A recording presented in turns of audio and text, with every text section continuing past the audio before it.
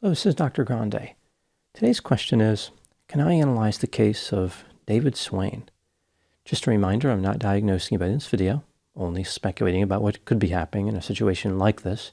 If you enjoy this video, please like it, subscribe to my channel, and consider supporting me on Patreon.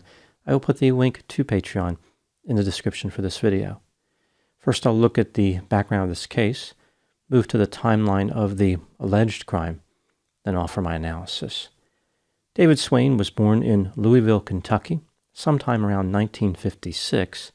He would later say that he was mistreated by his father when he was a child. David married when he was young. During the first year of his marriage, his brother bludgeoned his mother to death. His brother was later convicted. David had 2 children, Jennifer and Jeremy, and divorced after being married for 12 years.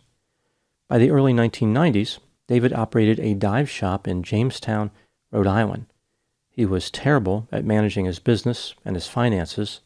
The dive shop only earned about $800 a year in profit. One time when he was giving a kayaking tour, he helped a woman named Shelley Tyre out of a thunderstorm by pulling her kayak to shore. Shelley was the principal of a middle school in Braintree, Massachusetts, about 30 miles south of Boston. She earned about $70,000 a year. David and Shelley became romantically involved. The couple would marry in 1993. Initially, Shelley kept her job and commuted from Rhode Island to Massachusetts. She drove about 2 hours each way. She put money into David's dive shop for years, but the business still failed under David's leadership. Eventually, Shelley accepted a position closer to home, which made the commute bearable, but she made less money. The couple ran up $20,000 in debt. Now moving to the timeline of the alleged crime. In March 1999, despite being in debt, the couple thought it would be a good idea to travel to the British Virgin Islands and go diving. Once there, David and Shelley, along with another couple, chartered a 45-foot sailboat named the Caribbean Soul. The husband in the other couple was named Christian. David and Christian were both extremely experienced with diving. Shelley had quite a bit of experience as well. David and Shelley went diving in several locations south of the island of Tortola. On March 12, not long after 12 p.m., the couple went to an area near Cooper Island to dive at a well-known site called Twin Tugs. At this site, there are 2 tugboats sitting side by side on the ocean floor. David and Shelley went into the water and made their way 80 feet down to the wrecks. This was Shelley's 355th dive. According to David, he and Shelley separated about 10 minutes into the dive. David went to take photographs, and Shelley was counting fish. I guess to make sure that all the fish were there, it's not clear. David surfaced about a half hour after starting the dive. He asked Christian if Shelley had come back. Christian told him that she had not. At this point, Christian went into the water as David stayed on the boat. Christian saw one of Shelley's flippers sticking out of the sand. A few moments later, he found Shelley on the ocean floor toward one end of the wrecks. She was on her back, her eyes were open, and her arms were up. Shelley was not moving. Christian pulled Shelley to the surface and yelled for help. David climbed into a dinghy and made his way over to them. Both men performed CPR on Shelley, but she did not survive. The authorities were notified. An autopsy was performed. Shelley's cause of death was drowning. Her death was ruled an accident. David returned to Rhode Island and resumed his life. He started dating 2 months later. David received about $630,000 from Shelley's estate. He took extravagant vacations and renovated his dive shop. The business still failed. David managed to burn through all the money he received from Shelley's estate and accumulated $190,000 in credit card debt. He eventually declared bankruptcy. In 2002, Shelley's parents filed a wrongful death lawsuit against David Swain. Experts hired by Shelley's parents examined the evidence and determined that David must have murdered Shelley. They said that during the dive, David came up behind her, turned off her supply of air, and held her down until she drowned. The trial started in 2004. David did not attend the trial, except at the very end when he dramatically denied involvement in his wife's death. David called only one witness, his daughter Jennifer, who said that he was upset when talking about Shelley's death. The jury found David Swain responsible, and Shelley's parents were awarded $3.5 million. This, of course, did not matter because David had already filed for bankruptcy. Investigators in the British Virgin Islands found the outcome of the civil trial to be compelling.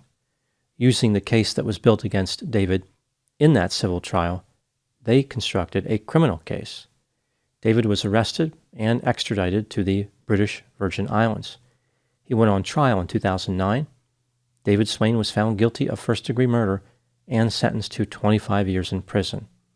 In September 2011, David's conviction was overturned on appeal. A panel of 3 judges determined that the trial judge provided improper instructions to the jury. She would not let the jury consider all the possibilities about Shelley's death.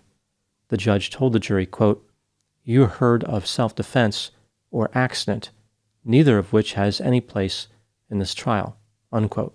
So basically the judge was saying she was happy with any finding the jury made as long as it was guilty.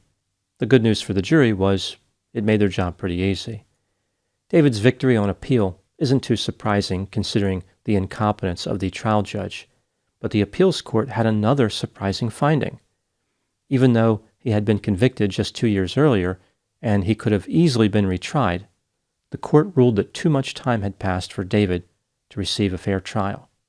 He would not be tried again. David was set free.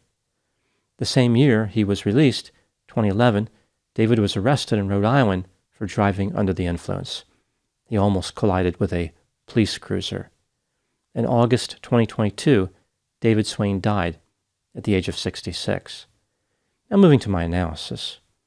Many people believe that David Swain was guilty of murder. He was only released due to a technicality and a court system plagued by corruption and incompetence. Other people believe that Shelley caused her own death underwater. She panicked and attempted to remove her scuba diving equipment. This brings me to the question, was David Swain actually guilty of murder? Let's take a look at the evidence both for and against the idea that David was guilty, starting with the inculpatory factors. The dive that David and Shelley were making on the day she died was very simple compared to other dives that Shelley had made. There was minimal current, the water wasn't that deep, and visibility was excellent. If Shelley was going to panic to an extent where she started ripping her equipment off, why didn't that happen when she was on a more difficult dive? Shelley did not have any underlying medical condition that would have caused her to drown. David and Shelley were diving together. They were supposed to look out for one another under the dive buddy system. Why did David separate from Shelley under the water, and why did he surface alone? Based on the amount of air left in Shelley's tank, she drew her last breath 8 minutes into the dive. David said that he was with her 10 minutes into the dive, which means he was with her when she died. After Shelley was brought back to the surface, David hardly attempted CPR, at least according to Christian. David stopped Christian from continuing CPR, saying that Shelley was gone. CPR training indicates that the CPR should not be discontinued until help arrives. When Christian tried to call Mayday on the Mariners channel, David stopped him, saying he did not want a crowd to gather.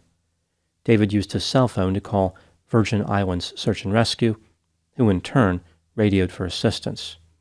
A dive boat captain responding to the call arrived to render assistance. He offered to conduct CPR and to give Shelley oxygen. David declined his offer. The condition of Shelley's scuba diving equipment was suspicious. The strap on her mask was broken, a pin that held the strap was missing, and she was not wearing the mask. The mouthpiece for Shelley's snorkel was missing. The snorkel was on the same side as the missing pin in the mask. One of Shelley's flippers was stuck in the sand. A lot of force was necessary to remove it from her foot, given the position of the heel strap. After Shelley's death, David told the owner of the shop where they had rented the scuba gear to give away Shelley's gear. This makes it seem like he did not want her equipment to be scrutinized by the authorities. David had a financial motive to commit murder.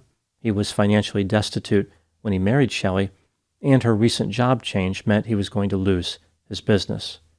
He had signed a prenuptial agreement, which meant that divorcing Shelley would not benefit him financially. After Shelley died, David obtained $630,000, which he rapidly squandered. Prior to his wife's death, David had expressed a romantic interest in a local chiropractor named Mary Basler. Mary said that David kissed her while drinking wine at her home. She rejected his advance because he was married. David admitted that he crossed the line and called his actions an inconsiderate mistake.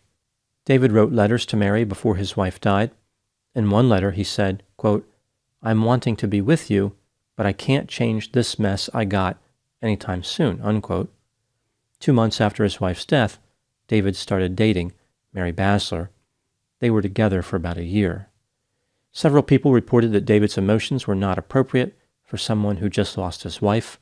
He did not seem to care about what happened. Now moving to the exculpatory factors. It is possible that Shelley panicked and ripped off her gear. Divers sometimes do this as part of a panic reaction. Shelley kept a dive log which mentioned panic a few times. She wrote things like, "some initial panic," "I admit I panicked," and "panicked a little or more."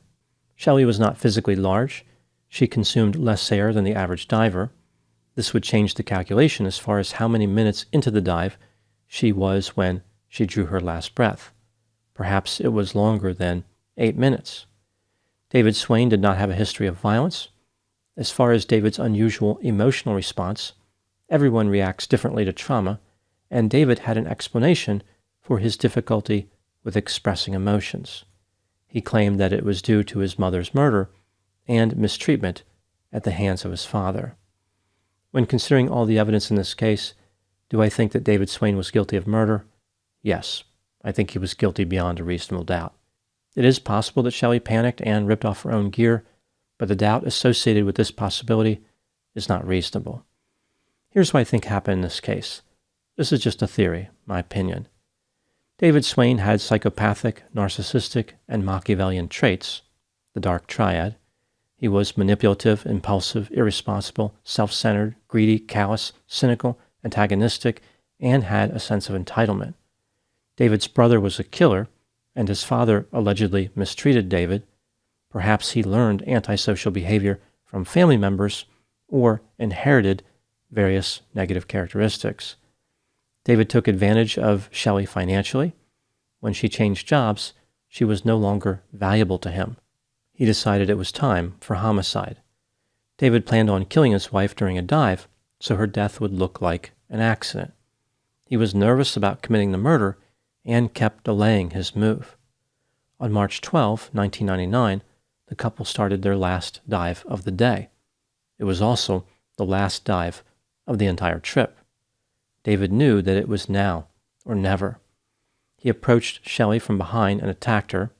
After killing her, he stayed underwater for a while and then surfaced as if nothing was wrong. Later, he tried to get rid of the evidence, burned through the money from her estate, and moved on romantically.